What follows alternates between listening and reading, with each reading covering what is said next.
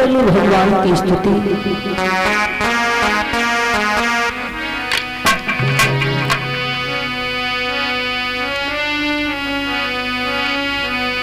कहेंगे कि हे प्रभु, हमसे हमारे साथियों से कोई भूल बन जाए तो ज्ञान समझकर के क्षमा करना।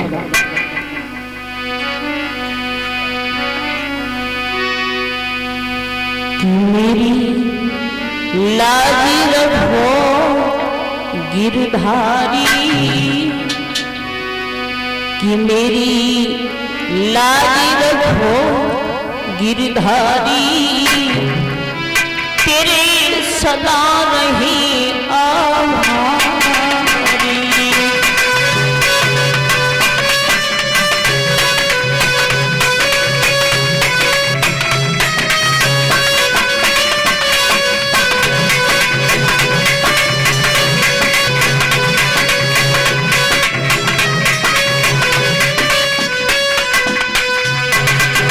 हे प्रभु,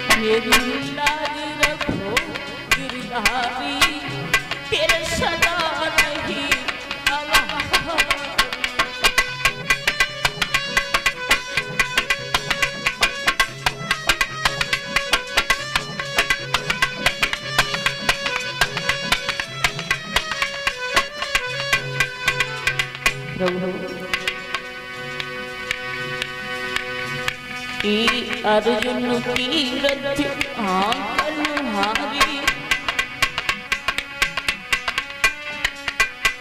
और गीता पाठी पढ़ावन बारी। ए अर्जुन की रथ आंगन हारी, और गीता पाठी पढ़ावन बारी। तेरी सुंदर सूरती प्यारी, तेरी सुंदर सूरती प्यारी, तेरे सदा रही आभारी।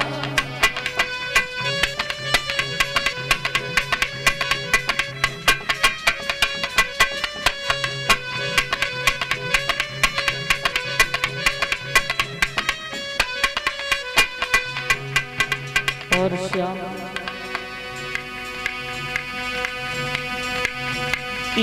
द्रौपदी सुता दुश्मनी घेरी, कन्हैया अरे द्रौपदी सुता दुश्मनी घेरी, और तुमने नाथ करी नहीं तेरी।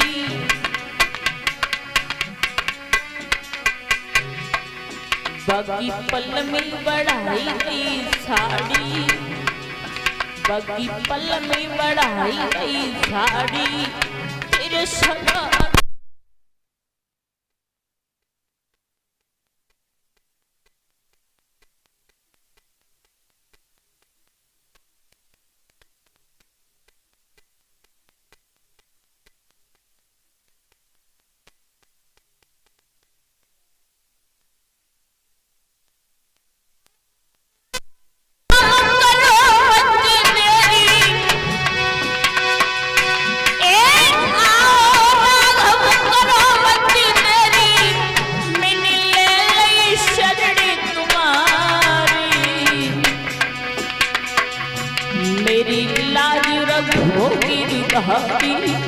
तेरे सदा रही आभारी।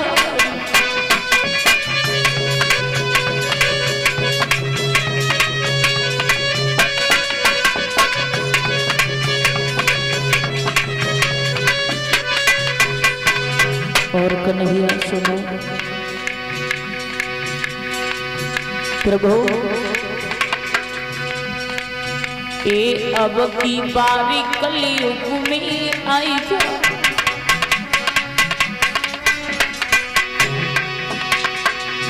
अरे अब की बारी कलयुग में आई जा,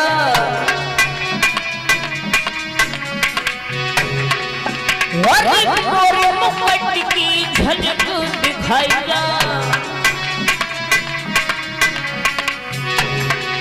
अरे मोरे मुकुट की झलक दिखाई जा,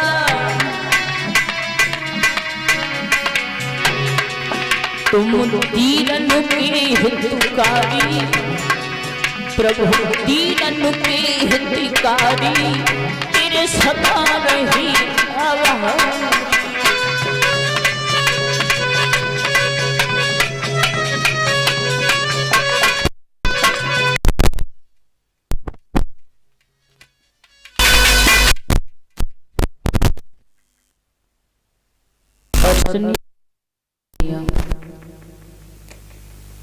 स्वामी गंगानंद महाराज ब्राह्मण हमारे पूजनीय संत भगवान लता पता में वास करने वाले सभी देवी देवता, भगवान के इस पावनमयी दरबार में बैठे हुए हमारे पिता के समान बुजुर्गों, सीता सावित्री अनसुईया जैसी भूमि को पवित्र करने वाली हमारी याद शक्ति माताएं बहने, बाहर से आए हुए सभी भाई बंद, प्यार करने छोटे छोटे बच्चे, सभी को मेरी तरफ से बार बार कोटि कोटि प्रणाम। आज परीक्षित महाराज भगवान की ज्ञान रूपी गंगा को बहते हुए भगवान की इस अमृतमयी कथा को चलते हुए द्वितीय रोज विसर्जन की ओर जा रहा है। 2 दिन हो गए कथा को चलते हुए। कल से इस भारत भूमि में, इस ग्राम में इस ज्ञान रूपी गंगा बहने लगी है और इस ज्ञान रूपी गंगा में सभी भगवान के भक्त आकर के गोता लगा रहे हैं। एक बात और बता दूं परीक्षित महाराज कि ये भगवान की कथा एक अथाह सागर है, इसका कोई पार नहीं है। और भगवान की कथा जहां पर हुआ करती है वहां का तो कड़कड़ी धन्य हो जाता है। जीव तो धन्य होते ही भगवान की कथा को सुनने से, माताओं यहाँ तक ये पेड़ पौधे भी धन्य हो जाते हैं, क्योंकि भगवान की कथा कोई ढोला नौटंकी तमाशा नहीं है। भगवान की कथा अनंत हुआ करती है, इसका कोई अंत नहीं होता है। और भगवान की कथा कभी खत्म नहीं होती है। ब्रह्म लगाया जाता है, इन 7 दिन में पूरी नहीं होती है। ब्रह्म लगाया जाता है, लेकिन ये सत्य है कि जब कहीं जन्मों के पुण्य उदय हुआ करते हैं तभी ये भगवान की अमृतमयी कथा कराने का और सुनने का मौका प्राप्त होता है। ये हर किसी को सुनने के लिए नहीं मिलती है, ध्यान रखना। अब सोच लेते हैं आज क्या, आज दूसरा ही दिन है, आज क्या करेंगे जाकर के भगवान के दरबार में, आज क्या करेंगे, आज तो दूसरा ही दिन है। ध्यान रखना, अगर भगवान के दरबार में आओगे और भगवान के भक्त बनोगे, जब प्यास लगती है तो हमें पानी पीने के लिए कुएं के पास में जाना ही पड़ता है। और अगर भगवान के भक्त बनोगे तो भगवान के दरबार में चल करके ही आना पड़ेगा, ऐसे काम नहीं चलेगा। आवाज तो घर पर आ रही है, लेकिन ध्यान रखना, बड़े जब सौभाग्य होते हैं तभी भगवान की कथा परीक्षित महाराज कराने का और सुनने का मौका प्राप्त होता है, जब कई जन्मों के पुण्य उदय हुआ करते हैं। और ये जगह तो बड़ी पवित्र है परीक्षित महाराज, जहां पर ये भगवान की अमृतमयी कथा हो रही है। ध्यान रखना, हर किसी को सुनने के लिए नहीं मिलती है। बड़े सौभाग्य हैं जो कि आप लोग बैठ कर के भगवान के दरबार में भगवान की अमृतमयी कथा को सुन रहे हो। ये भगवान की कथा तो मैया पार्वती ने भी नहीं सुन पाई, वो बेचारी सो गई। तो परीक्षित महाराज ऐसे अनमोल समय को ना निकाले। जहां तक मेरी आवाज जा रही है, सभी भाई बंद माता बहने भारी से भारी संख्या में आकर के भगवान के दरबार में भगवान की अमृतमयी कथा को सुने, अपने जीवन को धन्य बनाए। क्योंकि मनुष्य को परीक्षित महाराज कर्मों के अनुसार ही फल प्राप्त होते हैं। जैसे कर्म करोगे वैसा ही तुम्हें फल मिलेगा, जैसी करनी वैसी भरनी। ध्यान रखना, कर्म हमें ऐसे करने चाहिए परीक्षित महाराज जो कि मरने के बाद में ज्यादा नहीं तो दुनिया वाले हजारों वर्ष तक हमारा नाम लेते रहें।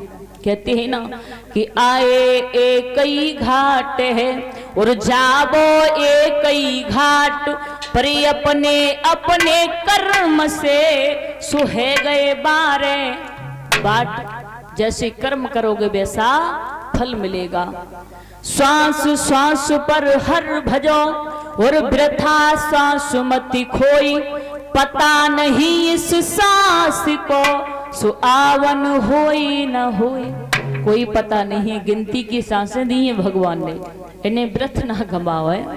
तेरी एक एक सांस हीरा मोती और ये लुटाने के काबिल नहीं है। महाराज गोविंद कहता है, मैं सिर्फ भाव का भूखा हूं, भूखा हूं मैं भाव का और भावी कुशार है। प्रेम से भज ले मुझे तो भव से बेड़ा पार है। अब सोच लेता हूं स्वर्ग तो मिलाऊ ना, नरक काऊ के बाप को हतो ना है। क्यों? ध्यान रखना परीक्षित महाराज, बड़े ही अच्छे कर्म किए हो